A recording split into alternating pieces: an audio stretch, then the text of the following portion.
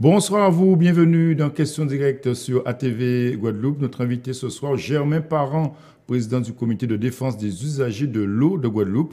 Bonsoir, monsieur Parent. Bonsoir, monsieur Planté. Vous êtes ressorti dans quel état d'esprit après ces réunions ministérielles concernant le dossier de l'eau le week-end dernier? Plus confiant, Ouais. mieux qu'avant. On s'est fait entendre, ils nous ont entendus, on en a discuté en long et en large et nous avons profité pour leur demander des points précis. Par exemple, quand est-ce qu'on va commencer vraiment à travailler sur le réseau?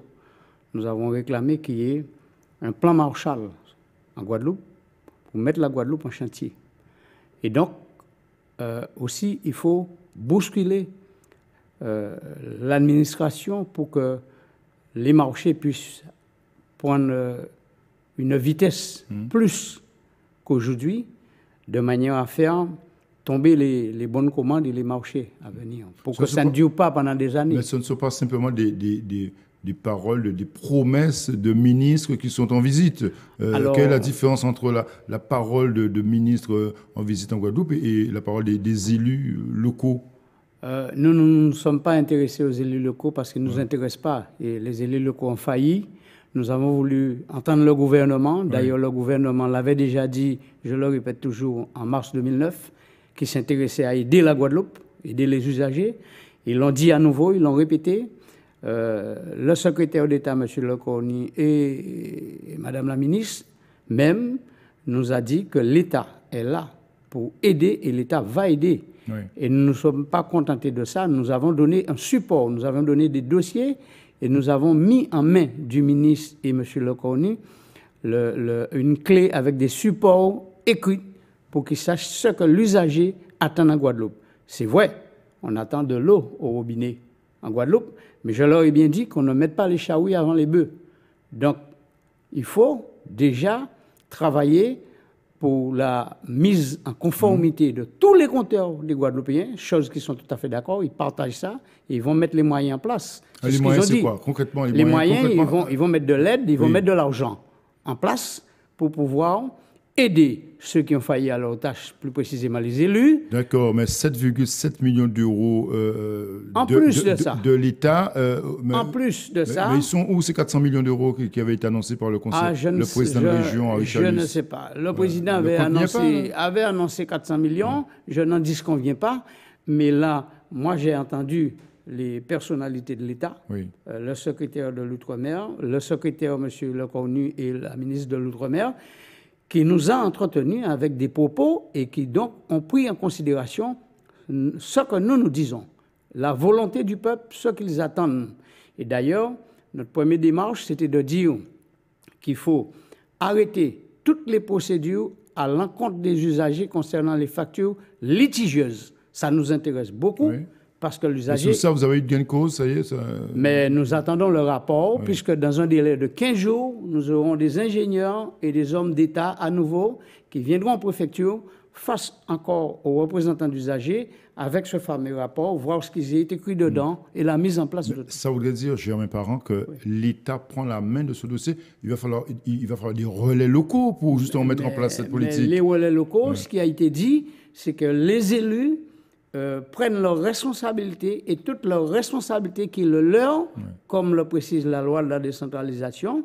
Donc, il faut qu'ils se mettent en cause là-dedans, mais l'État a déclaré qu'ils vont être là pour aider. Mais l'État n'a pas remis en cause non plus l'accord conclu entre les élus, l'accord de 71 millions d'euros, justement pour financer les premiers travaux. Mais les 71 millions qui a été voté par nos PCI en Guadeloupe, l'État tient compte de ça, oui, mais l'État dit, effectivement, eux-mêmes le voient, que c'est une goutte d'eau dans un baril et ça ne sera pas suffisant pour régler le problème de l'eau en Guadeloupe. Il faut beaucoup plus d'argent. Et c'est là où l'État veut s'en mêler, parce que l'État a constaté, suite aux différents rapports, que d'ailleurs les 3C, le collectif des travailleurs, le collectif des citoyens Guadeloupe, plus le comité de l'eau a déposé, ne correspondait pas du tout avec ce qu'avaient dit les élus. C'était une contradiction. Donc il y avait un décalage. Il y avait un décalage parce que nous leur avons expliqué qu'il n'y a pas assez d'argent, donc il faut trouver de l'argent. Et je leur ai bien expliqué, Nous parlons aujourd'hui de l'eau potable, mais n'oubliez pas qu'il y a l'assainissement. Mais d'accord, mais où en est justement la gouvernance? On n'a pas parlé de la gouvernance. Si, on a évoqué justement. Ça a été lors de la plénière samedi après-midi, on en a parlé à 2 reprises de la gouvernance. Oui. Et la loi le précise clairement. Les élus ne sont pas contre d'ailleurs. Nous avons entendu de la bouche des élus disant que de toute manière, il faut une gouvernance, mais ça viendra. Et nous voulons absolument pousser le bouchon pour que cette gouvernance puisse avoir lieu, parce que si on n'a pas une gouvernance en Guadeloupe, nous l'avions précisé clairement, nous avons démontré que sans statut unique concernant l'eau, pour avoir une usine... C'est aussi la position de l'État. Oui, la position de l'État, c'est ça. Il faut une gouvernance, puisque dans toutes les villes de France et de Navarre, ça fonctionne ainsi. Et il faut que l'usager soit là, et nous leur avons expliqué bien clairement que l'usager soit là, que les travailleurs, les principaux travailleurs sont dedans, puisque c'est eux qui connaissent le réseau, et l'usager qui paye, celui qui paye décide, donc l'usager doit être au premier plan. Sans bien entendu écarter les élus. Bien sûr. Alors, concrètement, quel rôle comptez-vous jouer à partir de cette réunion du week-end dernier, le samedi? Quel rôle vont jouer les différents comités?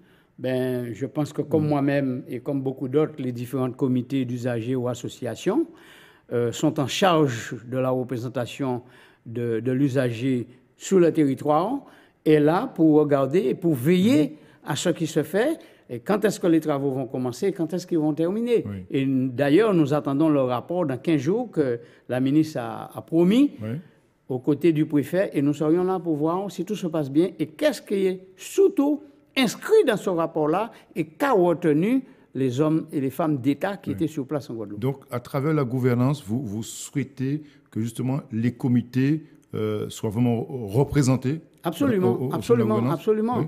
Il faut absolument que l'usager soit représenté à travers cette gouvernance, parce que rien ne pourra marcher sans l'usager. On doit entendre la voix de l'usager. Et d'ailleurs, on a même évoqué qu'il faut en quelque part où l'usager puisse se plaindre à partir du moment où il y a un souci, il y a un problème. Et donc, ce que nous voulons dire, c'est qu'aujourd'hui, les grands chantiers doivent démarrer dans un délai record, mais il ne faudrait pas attendre la fin de 2018. Oui. Ce n'est pas possible, car les tournants d'eau ne peuvent plus continuer. Les tournants d'eau continuent.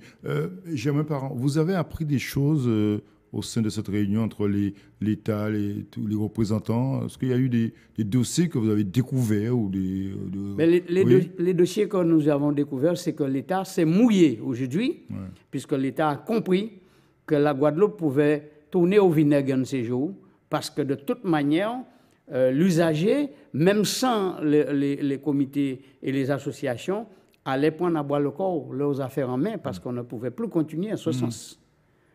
Et donc, vous êtes optimiste pour l'avenir? Absolument, absolument. Avec les décisions qui sont tombées, avec les points qu'on a notés. D'accord. Donc, les ministres, la présence des ministres la présence des ministres a démontré face au public et face aux associations et face à l'usager l'incompétence totale des élus et qu'il faut leur aider. Et d'ailleurs, c'est pour ça qu'il y aura du management au niveau de l'État dans 15 jours sur le terrain, ici en Guadeloupe.